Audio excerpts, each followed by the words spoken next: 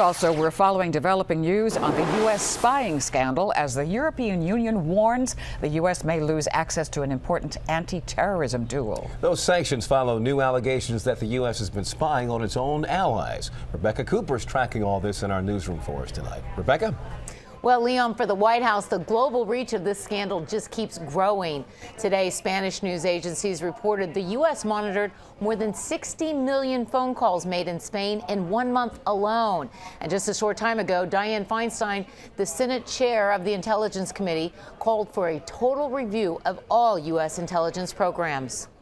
Today, the U.S. ambassador in Madrid was summoned to explain to the Spanish government reports of U.S. spying there, greeted by shouting reporters and protesters with signs reading, "The U.S. spies on us and steals from us."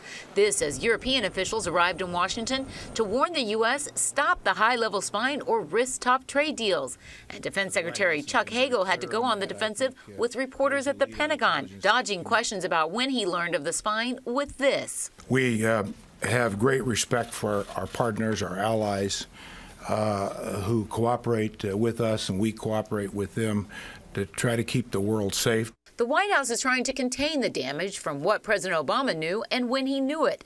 Administration officials gave an interview to the Wall Street Journal insisting the National Security Agency ended its program of spying on heads of state after an internal Obama administration review they say was ordered by the president in the wake of leaks by Edward Snowden. Obama aides say it was only a result of this review that the president learned 35 world leaders were being monitored by the NSA.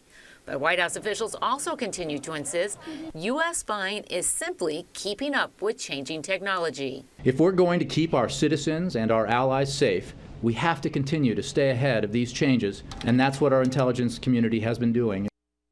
Both NSA and White House officials today strongly denied a German news report that the head of NSA, Keith Alexander, told President Obama in 2010 about the monitoring of German Chancellor Angela Merkel's cell phone. Critics contend if the president didn't know, he should have. Meantime, Senator Feinstein says the White House has promised her no more spying of this kind on our allies. In the newsroom, Rebecca Cooper, ABC 7 News.